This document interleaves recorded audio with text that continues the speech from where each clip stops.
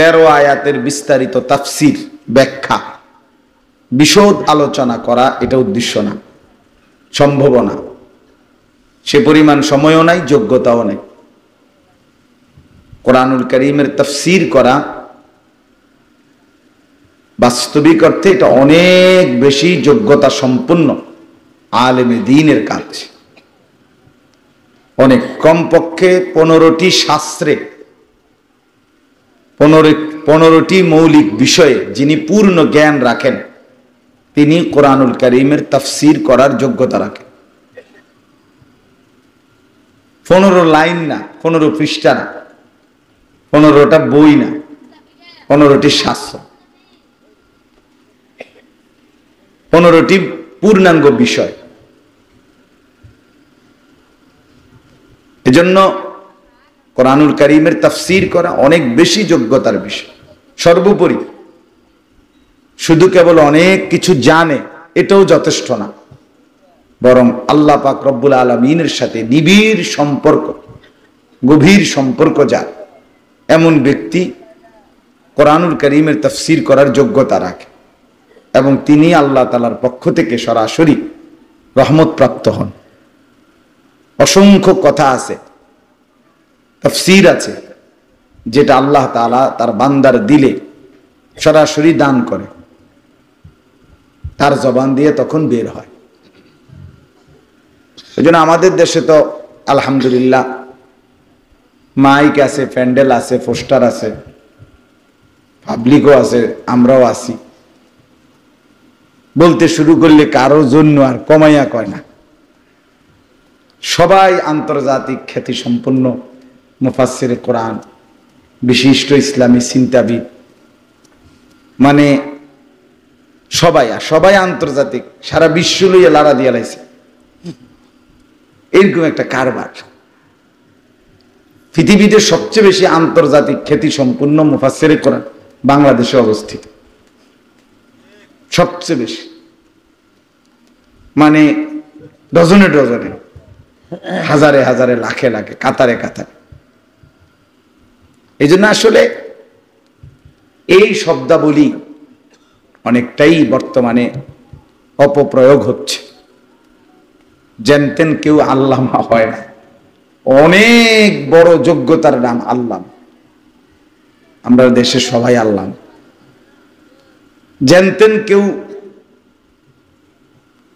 মুফাসসিরে কোরআন হয় না। যাই হোক, এরপরে মানুষগুলো বলে শুনে। মূলত আরব বিশ্বের একজন বিখ্যাত মুফাসসির মুহাম্মদ আলী আস-সাবুনি, তিনি একটা সুন্দর কথা বলছেন। রাওয়াইউল বায়ান কিতাব, তো উনি ওই কিতাবের মধ্যে উল্লেখ করছেন যে আমাদের পূর্ববর্তী মনীষীরা, পূর্বের আমাদের মহান মনীষী এবং মুফাসসিররা, বুজুর্গ ওলামারা, একটা বাগানের মধ্যে যেরকম একটা মালি বাগানের পরিচর্যা যে করে, খুব যত্ন করে গাছগুলোর মধ্যে দিবানিশি মেহনত করে সে যখন বাগানটা পরিচর্যা করে, তো একটা সময় পুরা বাগানের মধ্যে সবগুলো গাছে ফুল ফোটে, পুরাটা বাগান ফুলে ফুলে সুশোভিত হয়।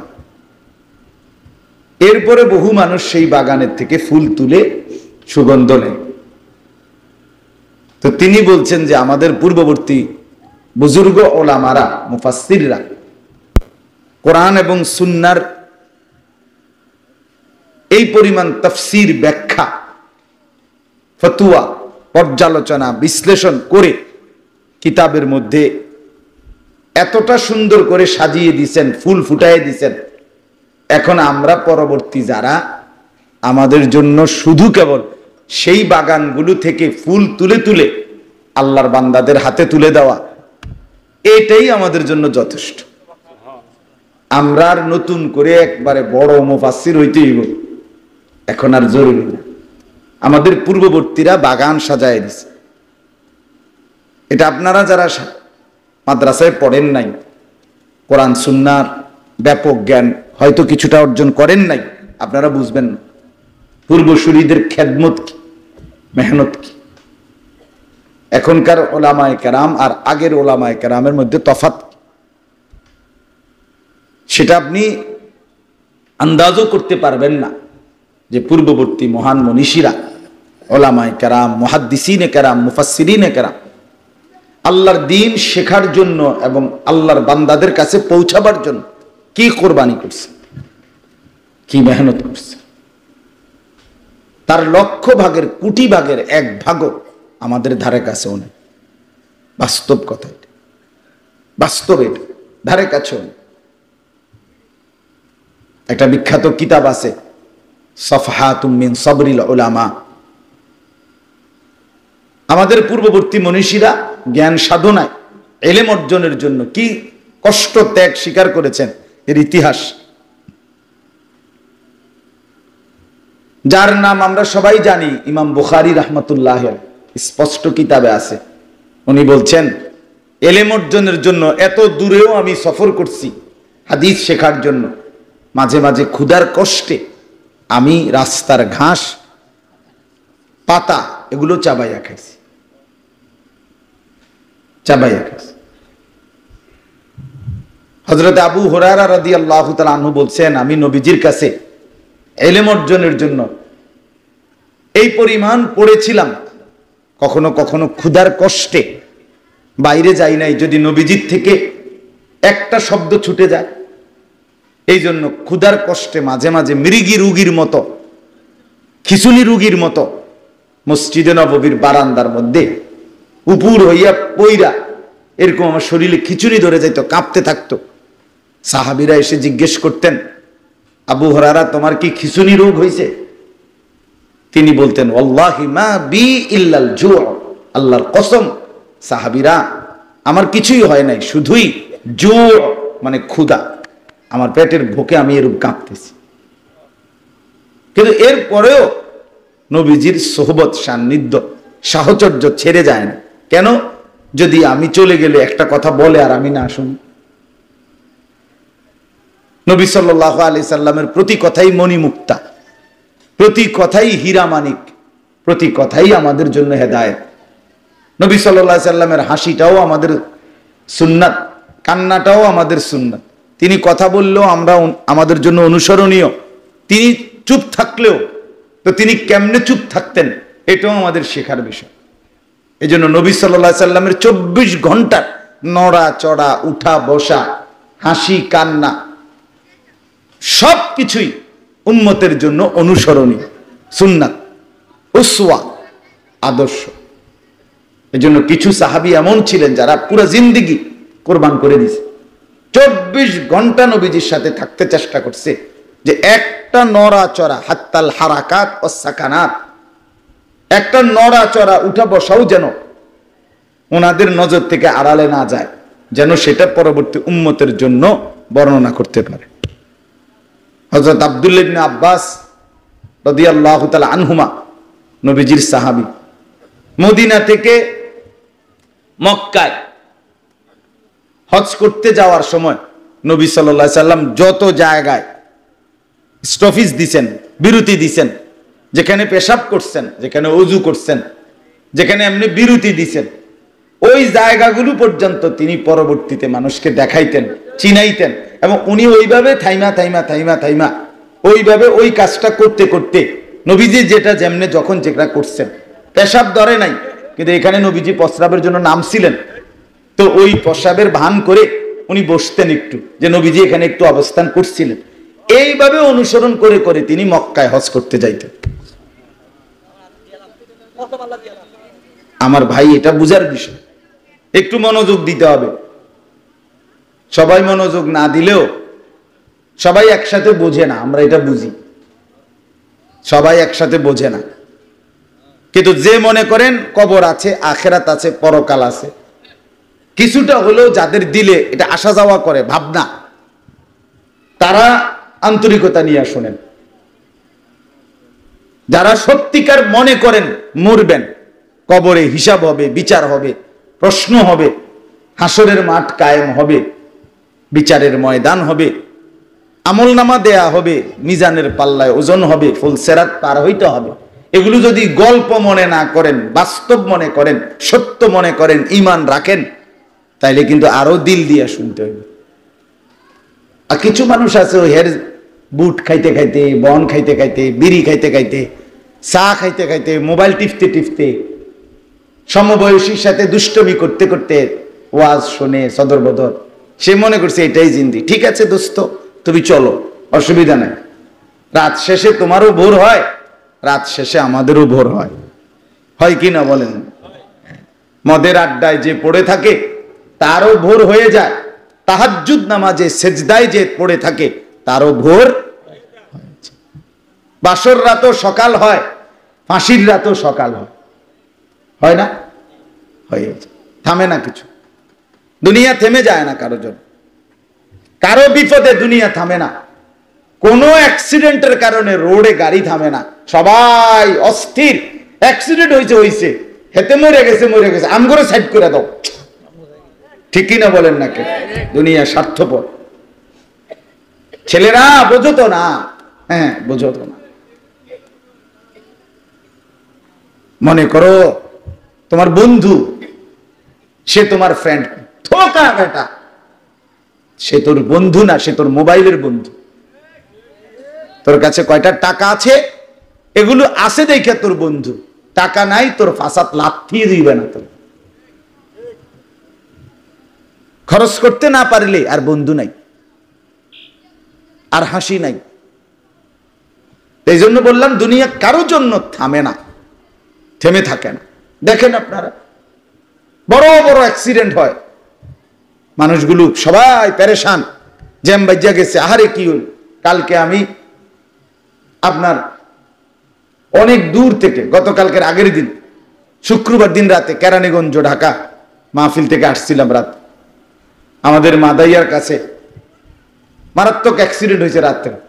আমি রাতের প্রায় 4টা পর্যন্ত ওইখানেই পড়েছিলাম জ্যামে। কি যে কষ্ট লাগছে, বিরক্ত লাগছে।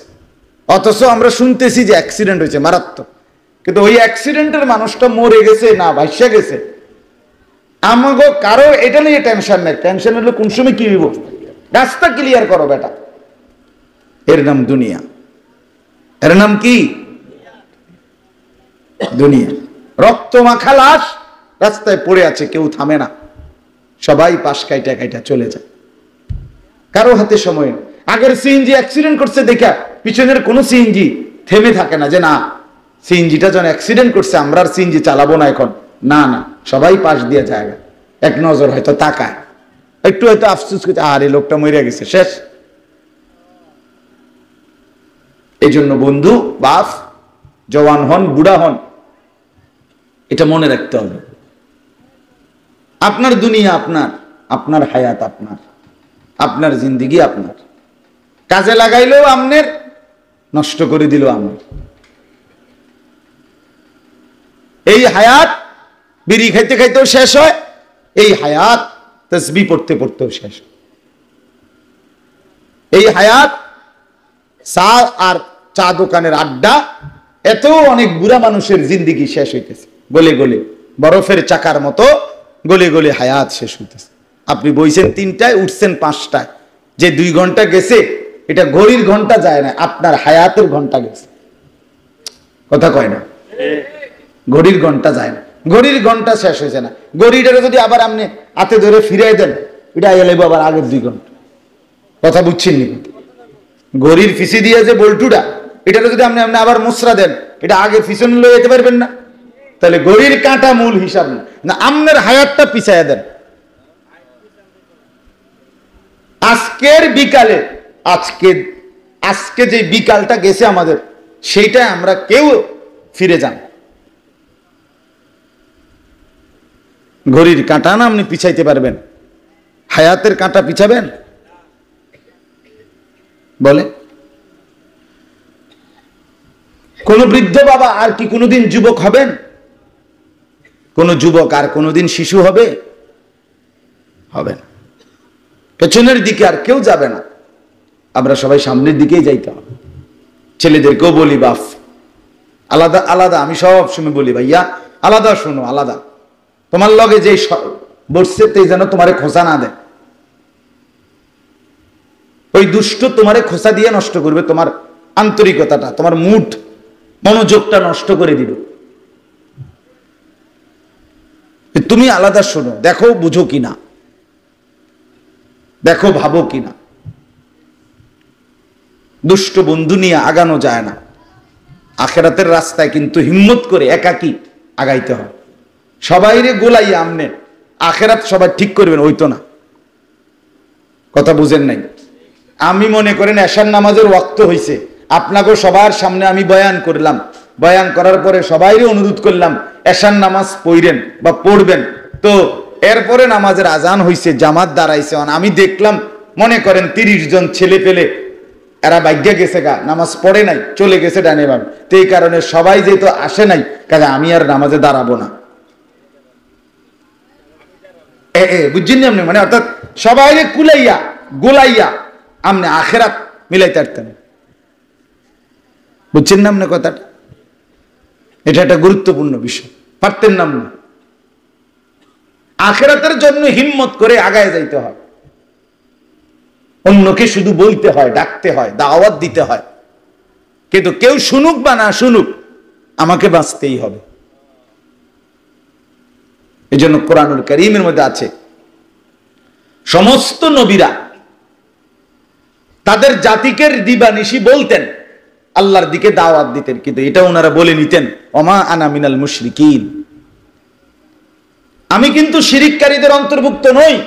মানে হে আমার জাতি, তোমরা যদি সবাই শিরিক করো তবুও আমি তোমাদের দিকে যাব না, আবার তোমরা সবাই যদি ইমানদার হও তবুও আমি শিরিকের রাস্তায় যাব না। তার মানে আমি তোমাদেরকে বলছি ঠিক আছে, দিন রাত কষ্ট করতেছি, তবে মানো কিংবা না মানো আমি আল্লাহর রাস্তা থেকে সরব না, আমি হটব না। এটা গুরুত্বপূর্ণ বিষয়। এই জন্য বাবা, ভাই, বন্ধু, পর্দার আড়ালের মা বোন সবাইকে বলছি, এই ফটর ফটর করিলে কথাবার্তা, মহিলাদের বদ অভ্যাস দেখবেন জেনে বইয়ে শুধু van van van van van করে, ফটফট ফটফট করে। এক লাইন কথা শুন না কোন হুজুরের, এবার হেবুডি এটার ব্যাখ্যা করা শুরু করবো 10 লাইন। বুঝেন না কথাটা? অথচ হুজুরে এর মধ্যে আরো বহুত কথা কইছে, এটি আর উনি শুনছেন না, উনি আর এটা শুনবেন, উনি এটার উপরে শুনছুনি হুজুরে কথাটা কি কইলো, এবার হেবুডি ব্যাখ্যা করতে আছে। এটা হলো মহিলাদের বদ অভ্যাস। মহিলারা শুনে কম, নিজেরাই বলে বেশি। আল্লাহ মাফ করে দেন, আল্লাহ পাক বুঝ দান করে। এজন্য এখানের ঘরে আশেপাশে অনেক মা বোন আছেন, আপনাদের কাছে আমি অনুরোধ করছি আপনারা মনোযোগ দিয়ে শুধু শুনেন, একটা কথাও বলেন না, একটা শব্দ করেন না, দেখেন ফায়দা হবে। আল্লাহর কোরআন আমাদের প্রত্যেককে আলো দেখাবে। কি দেখাবে বলেন? কোরআনের শব্দ থেকে যদি আপনার কপালে হেদায়েত না জোটে, কোন হুজুর আব্দুল কাদের জিলানীর বাফাইও আপনারা হেদায়েত দিতে পারবেন। কথা বলেন না কেন? জুনায়েদ বাগদাদির বাফাইসও আপনাকে কি দিতে পারবে না। আল্লাহর দয়ায়, আল্লাহর মেহেরবানিতে কোরআন এবং সুন্নাহ আপনাকে আলো দেখাবে। যালিকা হুদাল্লাহ, আল্লাহ বলছে এটাই আল্লাহর হেদায়েত। ইয়াহদি বিহি মান ইয়াশা, এর দ্বারাই আল্লাহ যাকে ইচ্ছে করেন হেদায়েত দিয়ে থাকেন, হেদায়েত দিয়ে থাকেন। আজকে আমাদের দুর্ভাগ্য, আমরা সংখ্যাগরিষ্ঠ মুসলমান নিজেরা ভাবি ধর্ম মানি। আমরা মাঝবয়সী চাচারা, মুরব্বীরা অনেকেই আছে নিজেকে ধর্মপ্রাণ মনে করে, যে মনে করে নামাজ রোজা করে, লোকটা ভালো মানুষ, কিন্তু কোরআন শরীফ দেখে দেখেও পড়তে পারে না। তা আপনি কি ভালো মানুষ? আপনি কি হওয়াদের ভালো মানুষ নিয়ে? আপনার 60 বছর বয়সে, 60 বছর হায়াত পাওয়ার পর আপনার বিবেকের মধ্যে এখনো এটা আসে নাই যে আমার আল্লাহর কোরআন আমি শিখা দরকার, বুঝা দরকার, কমপক্ষে সাইয়ে সাইয়ে পড়তে পারি না। তা আপনি এত বছর লাগাইয়া ইসলাম কি বুঝলেন? কোন শফিক ভাই কোন কি বুঝলে? আপনার দিলের মধ্যে আজকে এত বছরে তো এই কথা আসলো না, কিরে আমার ইমাম সাহেব পড়ে কেমনে, আমি পড়ি কেমনে? আফসোসের কথা না? এই জন্য বাপ দিন আরো শেখা দরকার, জানা দরকার, বুঝা দরকার, আন্তরিকতা, আগ্রহ দরকার। জান্নাত এমনি এমনি হবে না, আমি শোনাচ্ছি আপনাদেরকে এক্ষুনি। মেহনত ছাড়া আখিরাত অর্জন হবে না বাপ। কষ্ট করতে হবে, মেহনত করতে হবে। রাসূলুল্লাহ সাল্লাল্লাহু আলাইহি ওয়াসাল্লাম হাদিসের মধ্যে স্পষ্ট আছে, সারাদিন নবী দ্বীনের দাওয়াত দিবার সারাটা দিন এশা পর্যন্ত সাহাবীদেরকে নিয়ে ব্যস্ত থাকতেন। 5 ওয়াক্ত নামাজের ইমামতি নিজেই করতেন। আল্লাহর রাস্তায় যুদ্ধে জিহাদ শুরু হইলে যুদ্ধের সেনাপতি নিজেই থাকতেন। কোরআনুল কারীমের ওহী নাজিল হইলে সেটা নিজেই গ্রহণ করতেন জিবরাইল থেকে। সাহাবীদেরকে শেখানোর দরকার কোরআন, তো সেটা তিনিই কি করতেন? শিখাইতেন। যার যত মাসআলা দরকার তো সেটা তিনিই কি করতেন? বলে দিতেন। কাফের মুশরিকদেরকে কালেমার দাওয়াত সেটা তিনিই দিবানিশি করতেন। যার যত কিছু সবকিছু একাই সামলাইতেন তিনি। এরপরেও এত পরিশ্রম মেহনতের পরে রাত্রিবেলা যখন ঘরে ফিরতেন এশার কিছুক্ষণ পরে, তো অল্প একটু আধা ঘন্টা 40 মিনিট 50 মিনিট বিশ্রাম করেই আবার এই রাতেই তিনি তাহাজ্জুদ নামাজের জন্য ফজরের ওয়াক্তের কাছাকাছি পর্যন্ত দাঁড়িয়ে থাকতেন। হ্যাঁ, দাঁড়িয়ে থাকতেন। আম্মা জান আয়েশা রাদিয়াল্লাহু তাআলা আনহা একদিন বলছেন, ইয়া রাসূলুল্লাহ সাল্লাল্লাহু আলাইহি ওয়াসাল্লাম, আপনি সারা রাত জেগে থাকেন কেন? সারা রাত কাঁদেন কেন? আপনার তো কাঁদতে কাঁদতে তাহাজ্জুদের নামাজে চোখ ফুলে যায়, লাল হয়ে যায়, দাড়ি মোবারক ভিজে যায়, বুকের পশম ভিজে যায়, হাত্তা তাওয়াররামাত কাদামাহু। হাদিসের মধ্যে আছে এমনকি আপনার 2 কদম ফুলে গেছে, পাওগুলো ফুলে ফুলে গেছে। এত লম্বা আপনি দাঁড়িয়েছিলেন, এমন করেন কেন? আপনার তো কোনো গুনাহ নাই। নবীদের কোনো গুনাহ হয়? তা আপনার তো কোনো গুনাহ নাই, আপনি তো মাসুম, নিষ্পাপ। আপনার এত টেনশন কিসের? আপনি কাঁদেন কেন সারা রাত? আহা! আল্লাহর নবী সাল্লাল্লাহু আলাইহি ওয়াসাল্লাম বললেন, আয়েশা তুমি জানো আমি সেই মুহাম্মদ, যেই মুহাম্মদ ছোট্টবেলায় জন্মের আগেই আমি আমার বাপকে হারাইছিলাম। আমি সেই মুহাম্মদ যে 4 বছর বয়সে মাকে হারাইছি, 8 বছর বয়সে দাদাকেও হারাই ফেলেছি। আমার মা ছিল না, বাপ ছিল না, আমার কোনো দাদা ছিল না, অভিভাবক ছিল না, আমার ঘর ছিল না। আমি এক এতিম অসহায় মুহাম্মদ। সেই আমাকে আল্লাহ তাআলা গোটা কায়নাতের সর্দার বানাইছেন, আমাকে সর্বশ্রেষ্ঠ নবী বানাইছেন, আমাকে আখিরি নবী বানাইছেন, আমাকে সমস্ত মর্যাদা সবচেয়ে বেশি সর্বোচ্চ আল্লাহ আমাকে দান করছেন। তা আমার মতো এক এতিম মুহাম্মদকে যে আল্লাহ এত মর্যাদা এত সম্মান দিয়েছেন, আমি সেই মালিকের শুকর আদায় করার জন্য সারা রাত জেগে থাকি আর কাঁদতে থাকি। আফালা আকুনু আবদান শাকুরা। আল্লাহর নবী বলেন, আয়েশা আমি কি রাত জেগে জেগে বন্দেগী করি? আমি কি আমার মালিকের শুকর গুজার বান্দা হব না? কেন শুকর করব না আমি আমার মাওলার, যে মাওলা আমার মতো এতিম মুহাম্মদকে আলাম ইয়াজিদকা ইয়াতীমান ফাআওয়া। আল্লাহ নিজে কোরআনে বলছে, বন্ধু বলেন তো আপনি কি এতিম ছিলেন না? আমি রব্বুল আলামিন তো আপনাকে উত্তম অভিভাবকের মতো আশ্রয় দিলাম। হ্যাঁ, আল্লাহ আমাকে এতটা সম্মান, এতটা ইজ্জত, এতটা মর্যাদা দিয়েছেন। সেই সম্মান, ইজ্জত আর মর্যাদা পেয়ে আমি আমার রবের শুকর আদায় করি সেজদা দিয়ে, তাহাজ্জুদ পড়ে, চোখের পানি ফেলে। হায় মুসলমান দুনিয়া, আপনারাও যারা পেলেন, একটা সুন্দর বিবি পেলেন, 4টা ছেলে মেয়ে পেলেন, একটা বাড়িতে বিল্ডিং করলেন, টাকা পয়সা হইল, জমি জমা কিনলেন, স্ত্রী ছেলে মেয়ে নিয়ে সুখের সংসার করছেন। এতগুলো নিয়ামত যেই আল্লাহ আপনাকে দিল, আপনি বুঝি সেই মালিকের নিয়ামতের শুকর বিড়ি খাইতে খাইতে আদায় করতেছেন? ঘটনা কি চাচা? এমন অসভ্য কেমনে হইলেন? বুড়া মানুষ এমন অসভ্য হয় কেমনে?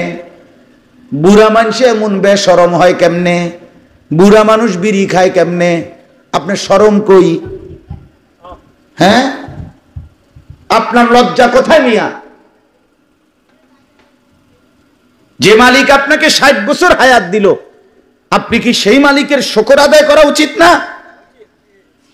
আপনাকে, আপনার একটা ঘর আছে, বিল্ডিং আছে, আপনার ছেলে কামাই করে, মেয়ে ভালো বিয়ে দিছেন, বা সংসারে জমি জামা কিনছেন, এতগুলো দয়া যে আল্লাহ করলো, সেই আল্লাহর দয়া পেয়ে সাদওয়ানে বইয়া নর্তকীর নাচ দেখেন, নাটক সিনেমা দেখেন, এমন বেশরম মুসলমান কেমনে হয়নি?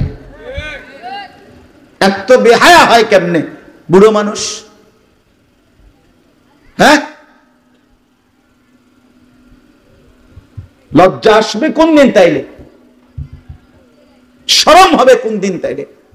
60 বছর বয়সে যার লজ্জা হলো না, তার শরম আসবে আর কোন দিন? কম চাচা আর হবে? এই বয়সের বুড়া মানুষ কেমনে কথায় কথায় গালি দেয়? এই বয়সের বুড়া মানুষ কেমনে নর্তকীর ছবি, টেলিভিশনের নাচ গান রাক্ষসের মতো আক করে কইরা আরেক বেটার বেডির নাচ কেমনে চায়? ছি ছি ছি, আস্তাগফিরুল্লাহ, আস্তাগফিরুল্লাহ, আস্তাগফিরুল্লাহ। কথা বলেন, এত লম্বা হায়াত পাওয়ার পরেও এখনো সুদ খান, এখনো কিস্তি লন, এখনো গালিগালাজ করেন। আফসোসের ব্যাপার। ফিরবেন কখন? আখিরাত চিনবেন কখন? কবরের কথা মনে পড়বে কখন? আখিরাতের ভয় আসবে কখন? বলেন না বাপ, বলেন। যুবক ভাই, তোমরাও বলো, তোমরাও বলো। হায়াতের সবচেয়ে সুন্দর সময় হায়াত। সকালবেলা সূর্য উঠে, বিকাল বেলা সূর্য ডুবে, মাঝখানে দুপুর বেলা সূর্যটা প্রখর তেজ গরম নিয়ে থাকে। ঠিক মানুষের হায়াত জন্মের পরে ছোটবেলায় সে আস্তে আস্তে বড় হইতে থাকে, দুর্বল থেকে সবল হয়, আবার কিছুদিন পরে আবার বুড়ো হইয়া দুর্বল হইতে থাকে। মাঝখানের যৌবন, এটাই হলো সবল সুস্থ। এই সময়টাই হলো দুপুরের সূর্যের মতো, যে সময় পুরো আলো থাকে, তেজ থাকে, বল থাকে, এমন সুন্দর সময়। এই সময়টাই তো কর্মের সময়, এই সময়টাই তো পরিশ্রমের সময়, এই সময়টা তো উপার্জনের সময়। এই হায়াত যৌবনকাল যে শুধু কেবল দিবানিশি মোবাইল টিপতে টিপতে শেষ করে ফেলে, সারা রাত উলঙ্গ ছবি দেখতে দেখতে, মেয়ের পিছনে এক নারীকে নিয়ে এত কল্পনা করার কি দরকার? এক বেডি নলে তোমারে দিল, আর 60টা বেডি দিল তোমারে, এরপরে কি দিবে তুমি? কতক্ষণ মানে বেডি দিয়ে তুমি থাকবা? এরপরে তোমার আর ভাত খাওয়ান লাগতো না, এরপরে আর দুনিয়া সংসার কিছু করতে হবে না। না, সারা জিন্দিগি কেবল বেডির লেগে। কথা বলেন।